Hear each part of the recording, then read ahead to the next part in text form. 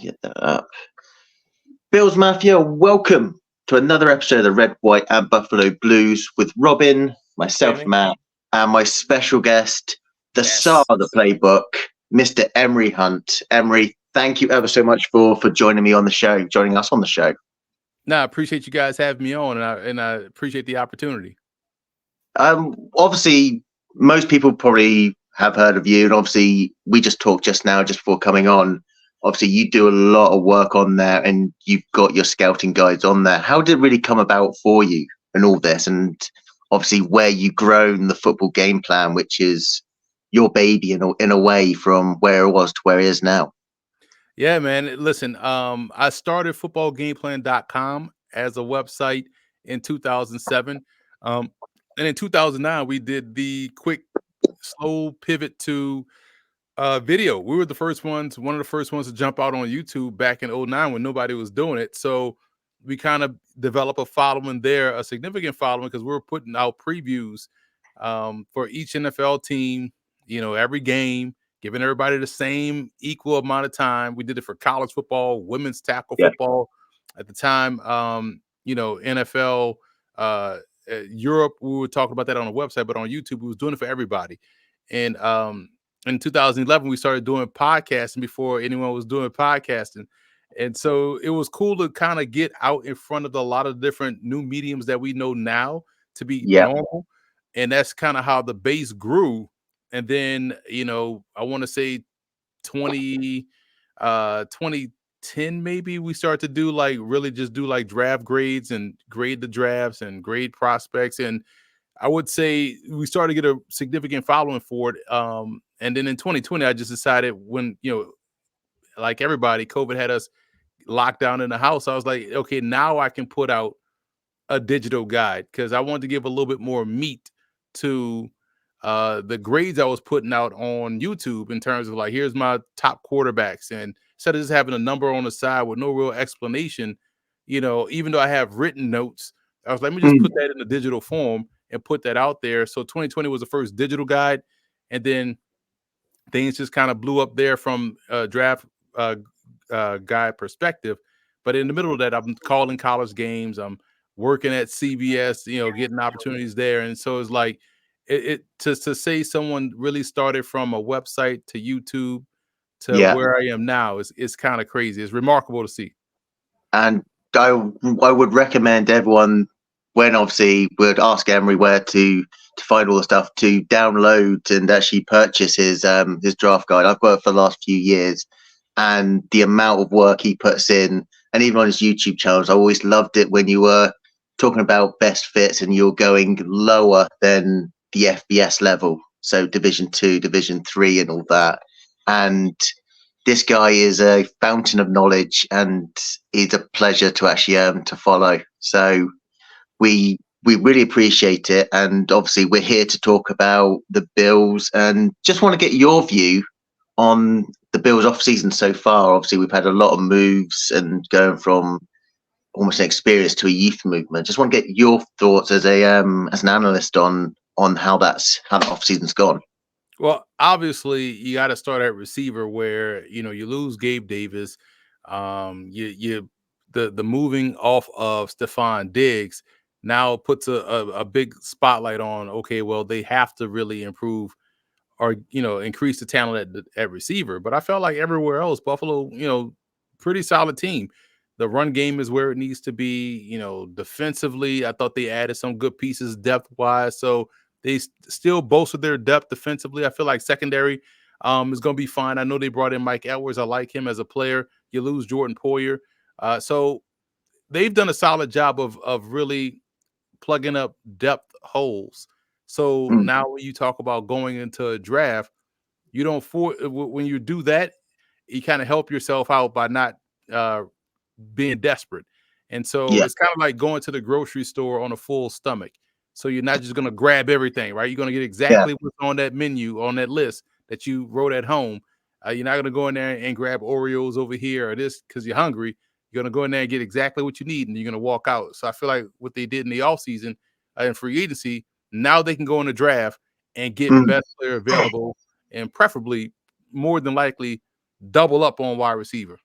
Yeah. Should we get the quote? Should we get the big question out of the way? We've had a few draft conversations with a few people on the show, Emory, and I'm not going to use any bad language, but I wanted to go up and get a serious MF melon farmer to there seems to be sort of three schools. It's like, do you go up to get one of the big three, or do you stay put and maybe hope for a Mitchell or a Murphy to go, or maybe you trade back? What's your first sort of instinct about what they should do? Go for a real top tier player, or maybe hang on for two, maybe not quite as excellent, but still very useful?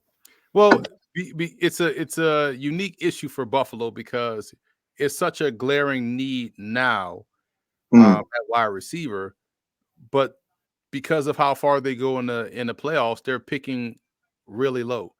And it's unique in the draft because this year you expect quarterbacks to have an early run. So you may see 3, maybe 4 quarterbacks go within the first 5 or 6 picks. The problem for Buffalo is that who's going to start the receiver run? Because we could see a run at tackle start early as well. But the problem is, you look at the Cardinals could go receiver. The Giants and Chargers could also go receiver. So that takes away, let's say, 3 of the super elite type talents, right? So now you're already dealing with, okay, who's in the next tier of excellent receivers? The good part is this is a good crop of receivers in this class. And you get a bit of a break at picks 11, 12, and 13, I believe, because you're thinking of the Vikings, the Raiders, and the Broncos all need quarterbacks. So, and then by that time, maybe see a couple of defensive players go off. So you still could be within striking distance of getting a guy that's going to be a day one player for you at receiver. I truly believe someone like Keon Coleman should still be there for Buffalo. I like his game a lot. Therefore, you don't have to go up and reach. And listen, if they were pick 15, I say you have a little bit more wiggle room to go up and trade up to go and get a guy. But where they're picking, you kind of want to just sit tight and okay, let's see who's going to be the best available receiver in a pretty deep and talented class. You'll still come out on top. Yeah, I mean, continue to take put. But obviously, most people actually in Mark, Adonai Mitchell, Xavier Worthy, Lad McConkey to the Bills at 28. Obviously, people now with the Diggs thing, obviously get them trading up, obviously as high as Chicago, as low as probably Jacksonville, and all that.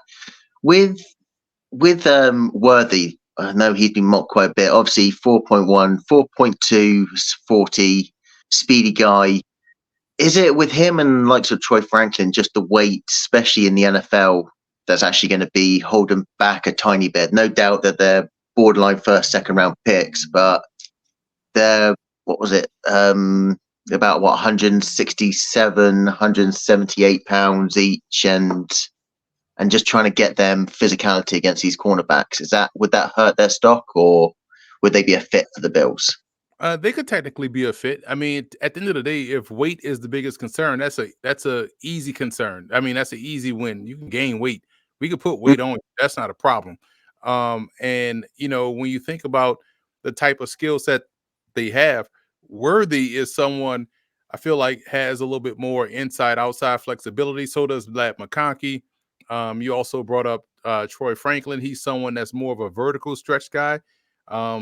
But also has that explosive speed that can get deep down the field. Right now, they need someone who can essentially be their bona fide number one, because you bring in Curtis Samuel. He's kind of a jack of all trades type guy. And I feel like if you go Worthy, you kind of replicating efforts in that regard. Yeah. Franklin gives you kind of a Z, a guy that you put on the move and then you get him down the field vertically.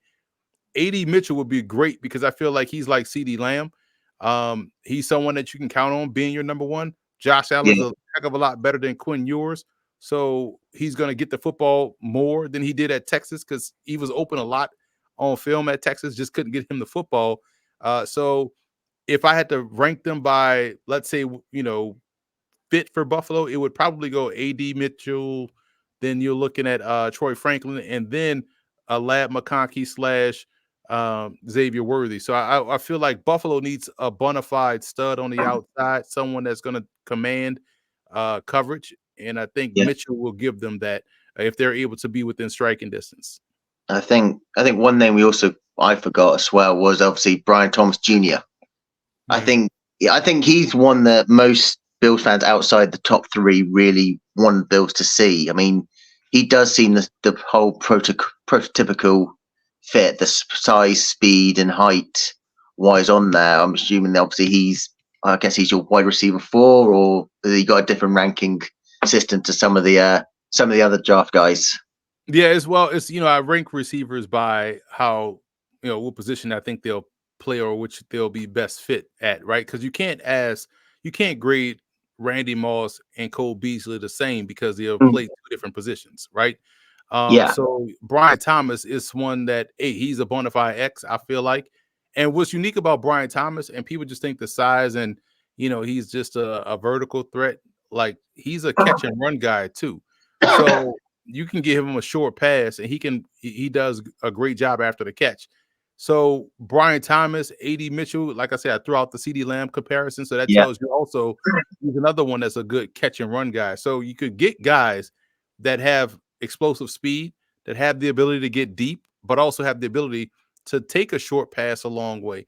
And if you're Buffalo, if you're able to, grab one of those Brian Thomas's, AD Mitchell's, before you dive into, because you can get slot guys, you can get a couple of Z receivers at any point in the draft, but the pickings for your bona fide X receivers, you kind of want to grab them right away. Yeah. What's the chances that Thomas is there at 28? I mean, are you counting on him falling? Are you counting on perhaps other teams just having other priorities? Because from what I've seen, it seems to be kind of a top 20, maybe low, an 18, 19, 20 sort of guy. It looks like the Bills might have to give something up just to try and move up. I don't know, 5, 6 places. Hope he's still there. Try and make a call. Well, that's why I always find the draft conversations hilarious when people speak in absolutes, because it's like, who knows, right? You never know when the run of a certain position is going to start. And we've seen we've seen players of, coming out from the same team, and we expect, let's say, a Jamison Williams to go first, and then a Henry Ruggs go before him. You know what I'm saying? Yeah. So you can see a situation where Brian Thomas could go before Malik Neighbors, right? Who knows, right? Anything can happen on draft day if teams value differently. That's why, you got to have your eyes open to a bunch of different prospects. So what happens in this draft industrial complex that we see is the fact that everyone now has these mock draft machines.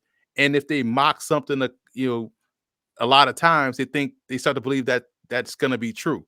But, you never really know. What if you get a situation where, and this is not going to happen, but what if you get a situation where you get 10 straight offensive linemen go?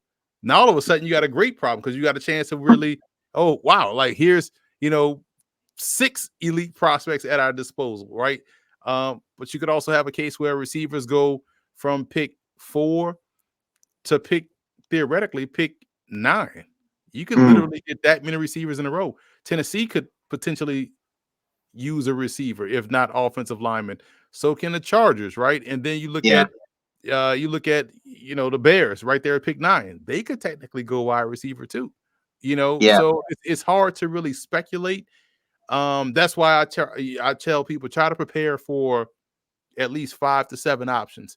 So therefore, if you have grades on, okay, these guys, like I guess now people call them tiers. If you have them in certain tiers, like, okay, these are guys I would target first before we move on to something else.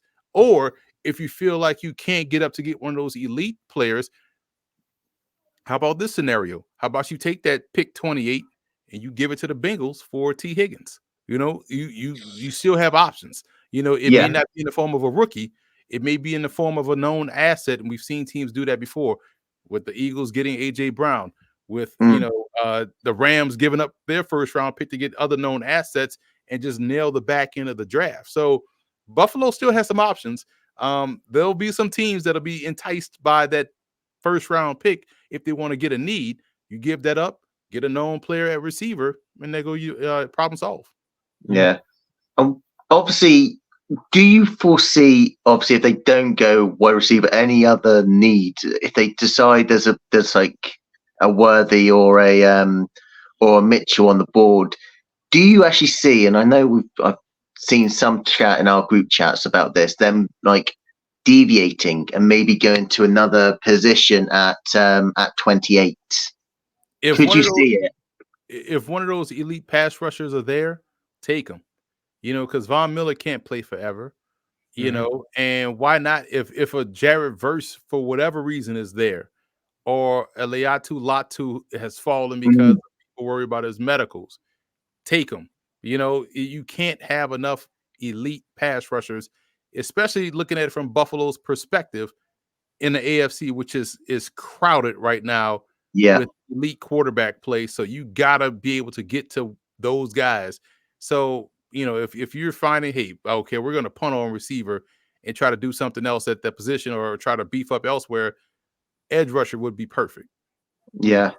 I think I also had a chat with a guy in our group chat.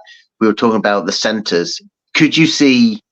You could obviously see Jackson Power Johnson and potentially Zach Frazier going on there. Do you see that as a need? Obviously, the Bills have come out and said that McGovern is their starting center. Could it be the smokescreen? And could you see a Jackson Power Johnson or Zach Frazier? Obviously, Frazier with his wrestling background, obviously really speaks to McDermott being an wrestler himself. But do you see any of those two potentially being in play, or do you think they would go for either the pass rusher or the pass catcher? Well, with the way Buffalo ran the ball last year, and how they looked running football, center may not be as big of a need as people think it is. And it also depends on where they have these guys ranked. Like, what if they have Tanner Bortolini ranked ahead of those guys? What if they have this player ranked ahead of those guys? So that's always in play. Again, I feel like I've seen Jackson Powers Johnson talked about a lot, probably because of the mock draft machines, and he's a good player. And the thing is, like, and I'm big on making sure your center guard is excellent, because that's where offense happens. But Buffalo ran the ball rather well last year, and so I think if anything, you may look out at tackle. If it's hard to say if one of the elite tackles fall, that won't happen. But Buffalo is really looking at, hey, we got to get better at receiver. Maybe we can get a corner if an elite guy falls. If everybody goes offense crazy with tackles and receivers and quarterbacks, and now we're sitting here at pick 28, and for whatever reason, Kool-Aid McKinstry is sitting there or someone like that. It's like, what, man, let's get more talent at corner or at edge rusher, or maybe even a linebacker. Maybe they may say, hey, you know what, man, like, why not get Jeremiah Trotter Jr., get another one that's a good guy on both ends of defense that can cover, that can play the run, just keep getting better on make our strength even stronger, so to speak. Yeah. I think one guy I spoke to on our previous show, we were talking about defensive backs and all that, and one guy I quite like now is Max Melton, the cornerback out of Rutgers. Where do you actually have him ranked? And obviously, is he a fit? And what's your overall take on him? He's one of my top corners, and legitimately, I think he may be one or two in terms of like field corner, boundary corner. I don't know off the bat, but I know he's up there. And it's one of those situations where you can't go wrong with a Greg Schiano coach defensive back. These dudes tend to come out playing exceptionally well. They're feisty, they're aggressive, they got fantastic instincts. Their technique is where it needs to be. Melton is someone that can mirror and match with the best of them, and does a great job in playing the ball, attacking the ball, great ball awareness, very good open field tackler. So he is, listen, he should be there, to be honest. And that could be another way to pivot if one of the big dogs at receivers are not there. So again, it's about making your strength stronger. We know they got Benford out there. I like what I saw from Elam in the playoffs. Hopefully he continues to come around, and because I was really high on him as well. So there's options for Buffalo, and Melton is another one that would be good. Yeah. And we're talking about it. Obviously, what we're mainly going to talk about is obviously day 3 picks, because regardless of whether we trade up or stay where we are, it's more likely that we're going to have quite a few day 3 picks for the Bills. Is there any positions that are, well, obviously we know the wide receiver is probably the deepest. The sneaky needs, like for the Bills, like defensive tackle, linebacker, any guys really in the 5 and 6 range, because we know Bean loves those picks with Davis 4, Shakir 5, Benford in the 6th round, Dane Jackson in the 7th. He finds those hidden gems. And is there any really that you actually could see be the perfect fit for the Bills in the later rounds? How about that running back? What if Isaiah Davis is there out of South Dakota State? At 6 feet 220. Someone that can play all 3 downs, someone that can definitely come in and handle RB2 duties, right? He did that as a freshman early in his career when he was backing up Pierre Strong at South Dakota State, and had a fantastic national championship game against Sam Houston. So he would be someone that, or that position could be in play on day 3 for Buffalo to help pair up with James Cook. Someone that gives you a little bit more juice as a backup, someone that can come in and handle receiving duties. You look at someone like Jaden Sherton, the explosive back out of Monmouth. Receiver you talked about is so deep. There's some good day 3 options there. Should be some good day 3 options there. I want to throw out a small school name in Kyle Sheets out of Slippery Rock, 6'3", 222, high 4'4", low 4'5". Great vertical stretch option. Kind of has that Gabe Davis build. And what they have, and he would be one of those big physical receivers that you could kind of put on the outside, but also can play a little bit of that tight inside receiver, more like what we call the inside position. Even someone like Tajon Palmer out of UAB, another big body wide receiver. Joshua Cephas out of UTSA. He had a great all-star game circuit. Played at the Hula Bowl, did really well there. Then also did a great job at the East-West Shrine Bowl. So, and if you're looking at defensive line, I'm a big fan of McKinley Jackson, nose tackle of Texas A&M. Just fantastic hand strength, ability to really, anchor down and collapse a pocket. So I think day 3 is where teams really make their drafts. And if Buffalo is doing things the right way, and we've seen them sort of draft really well, to be honest, otherwise they wouldn't have as much depth as they do. Yeah. They would they would really this is the type of draft where you can really ace day 3. Yeah. I think sorry. Go on. No, go on. No, I was just going to ask a question about safeties, because you made the point there, Emory, about the Bills actually in a funny way probably draft better in the 5th, 4th, 5th, 6th round. They've kind of missed on a couple in the first and 2nd rounds, but actually they tend to have a slightly higher hit rate.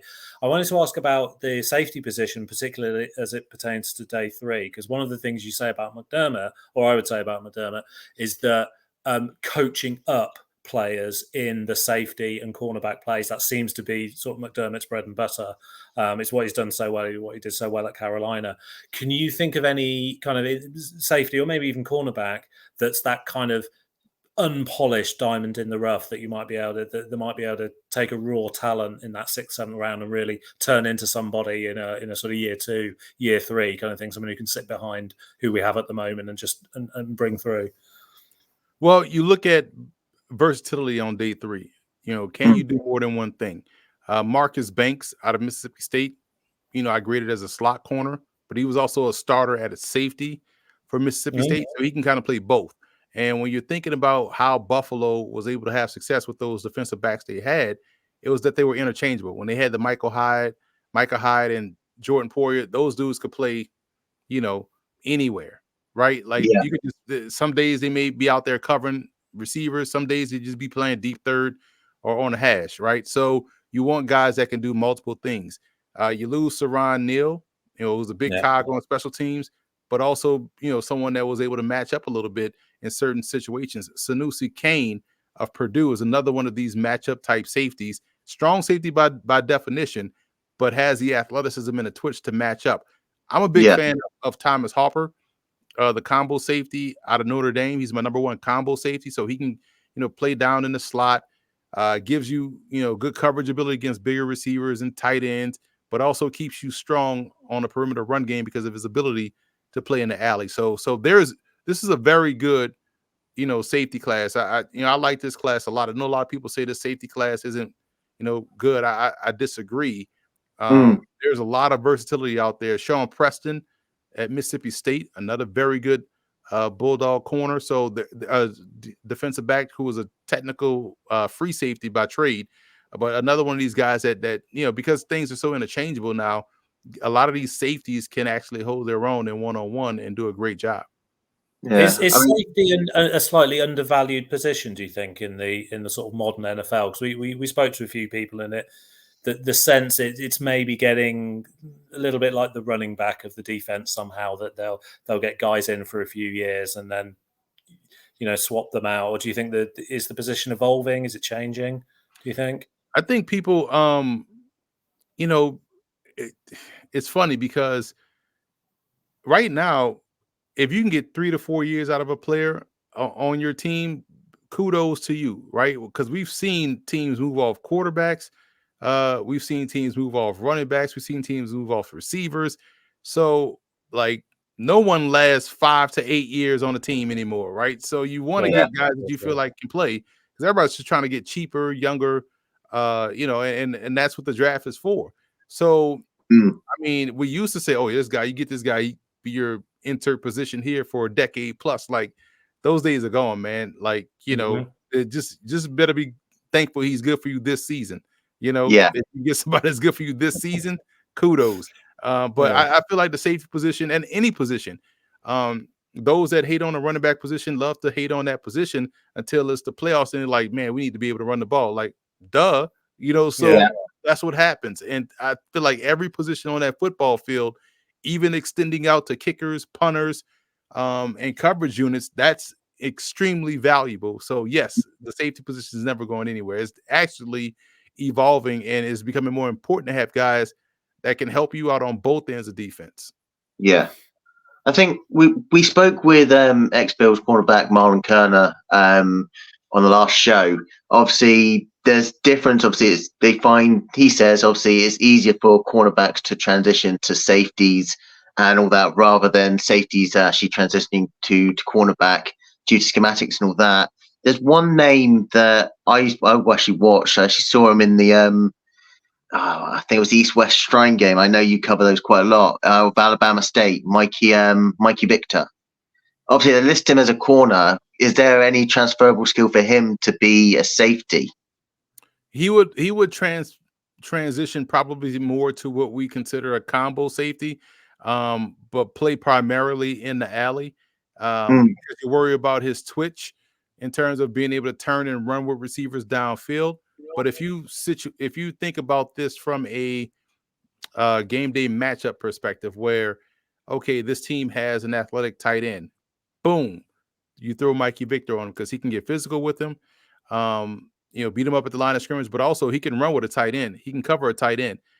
So now you take away that option for an offense, and without sacrificing a safety, without sacrificing your number one corner, you got a guy that has natural cover skills, but is physical enough to play, the bang inside with him, and kind of sort of take him away or make things difficult for him and help out your defense. So yeah, he would be someone that if he's transitioning to safety, he would be more of your combo guy that could play down in the alley.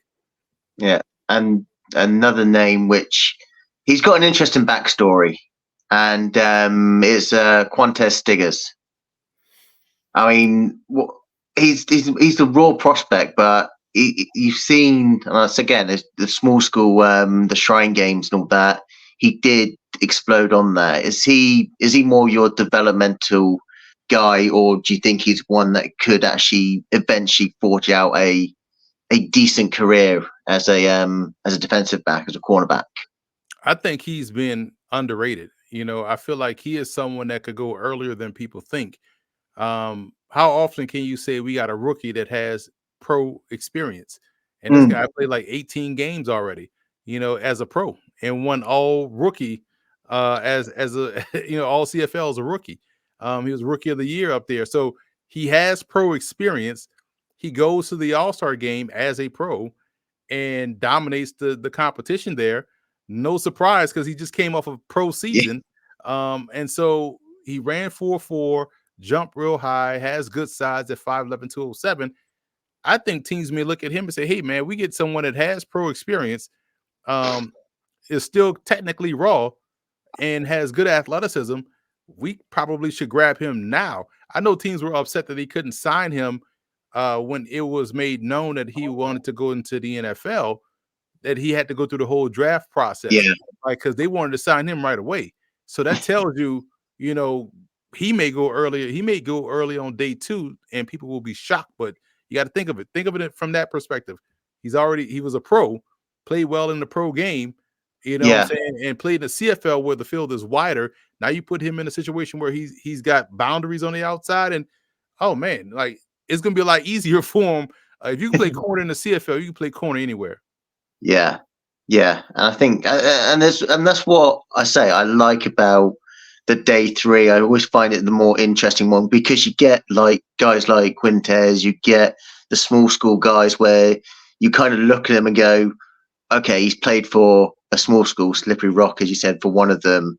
He played up in Canada. He's actually played for a Division 3 school. You're thinking, okay, he's not really going to forge a decent career, and yet you find those, say, diamond in the roughs that actually then eventually go, yeah, it doesn't matter if you go to Alabama or Slippery Rock or take the pro route as a rookie and come in as a rookie like Quintez, that you can find that guy that makes that immediate impact. And that's what I love about day 3 and the undrafted aspect of it.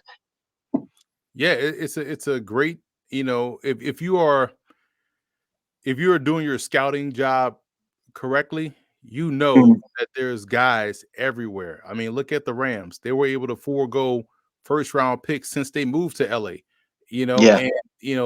and been building their roster based off late round picks and undrafted rookie free agents. Their starting secondary last year was all 6th-round picks, So I mean, when you think about that, finding guys, Kobe Turner was a mid, day 2, day 3 pick. So this is what you're supposed to do. And teams that really understand how to evaluate talent and how to, connect fit with need, they do a great job. The draft is fun for them. Yeah.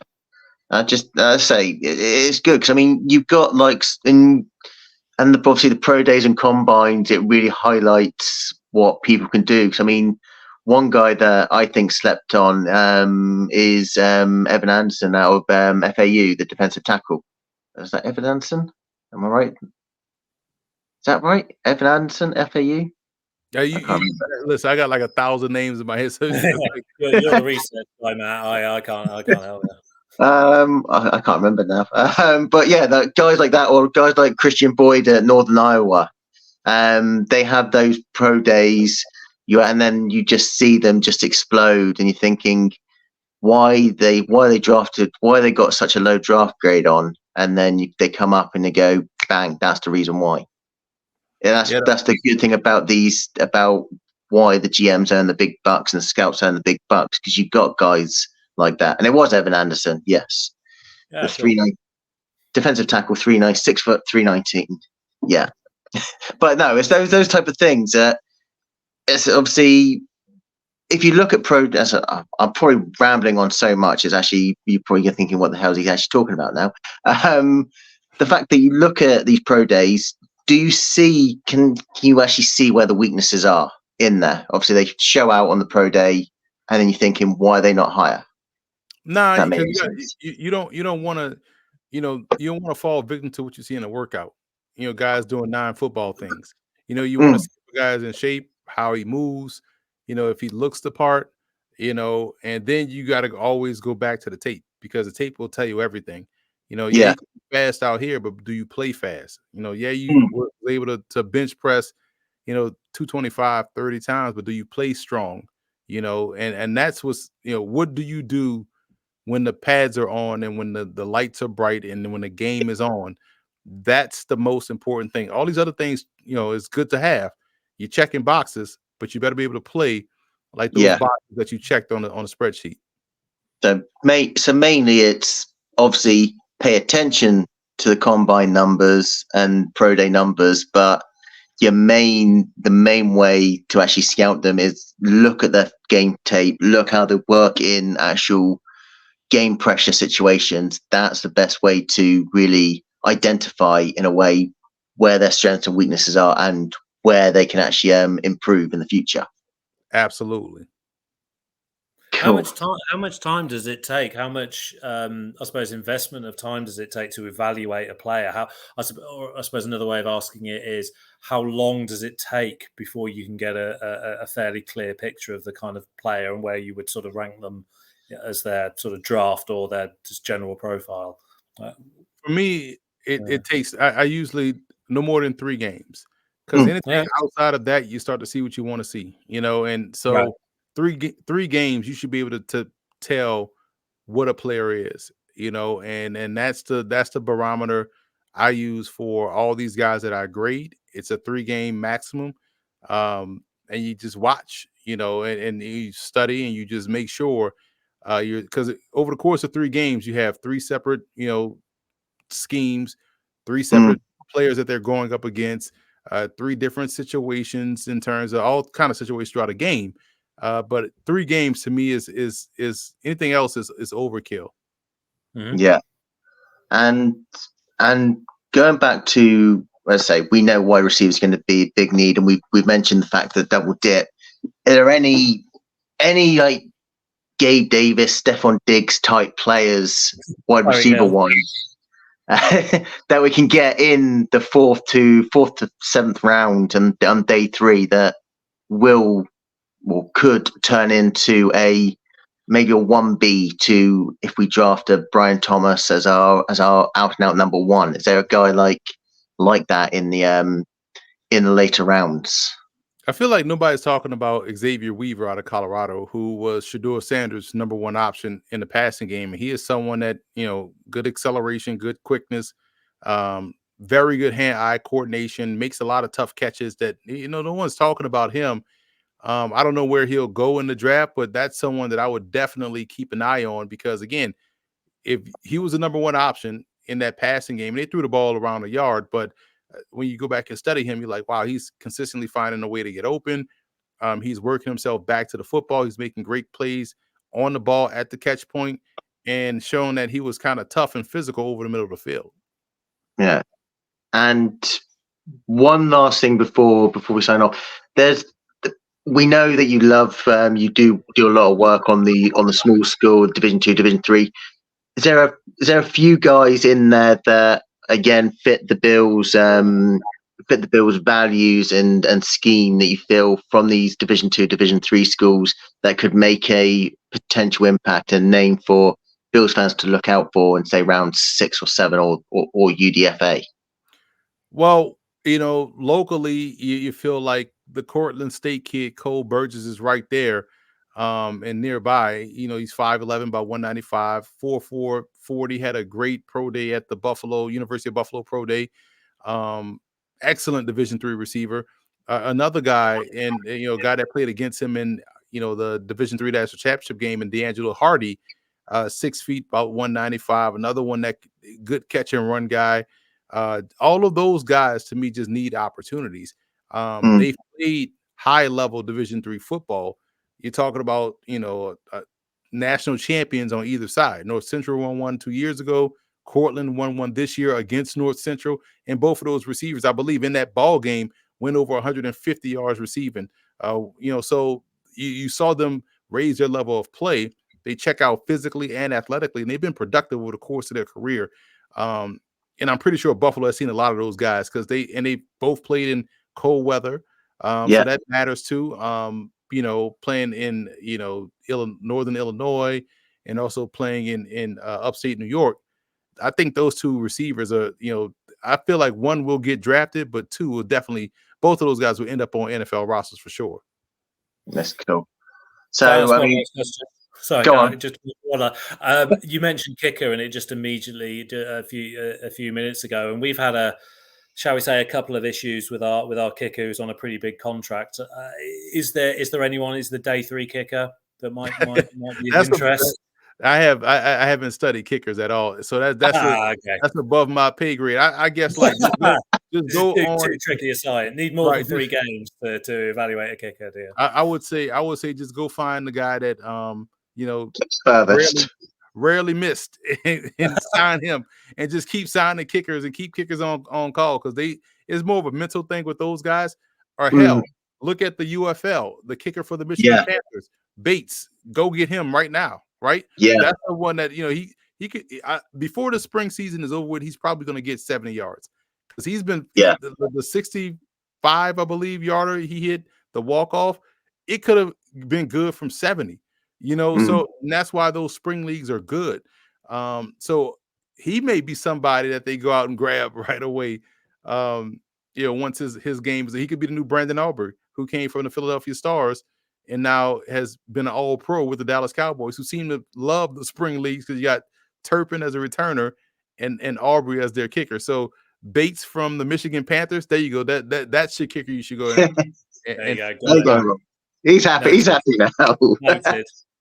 No, I mean, Emory, thank you ever so much for coming on the show. I mean, obviously, names on there that we haven't looked at, and obviously that could grab people's attentions. For everyone that's listening and actually watching, where can they follow all your work and just follow you in general? Follow me on Twitter at FBallGamePlan. They can subscribe on YouTube at youtube.com/footballgameplan. But they can go get the draft guide, man. Listen, over 900 individual scouting reports, the largest draft guide in existence. And they can go get that at footballgameplan.com/2024 draft guide. Awesome. So, Emory, thank you very much for joining me and Robin. And for everyone out there, make sure you're following Emory. Make sure you actually try and get his draft guide. And for the 3 of us, we're just saying thank you for listening. And for me and Robin, let's go Buffalo Bills. Go Bills.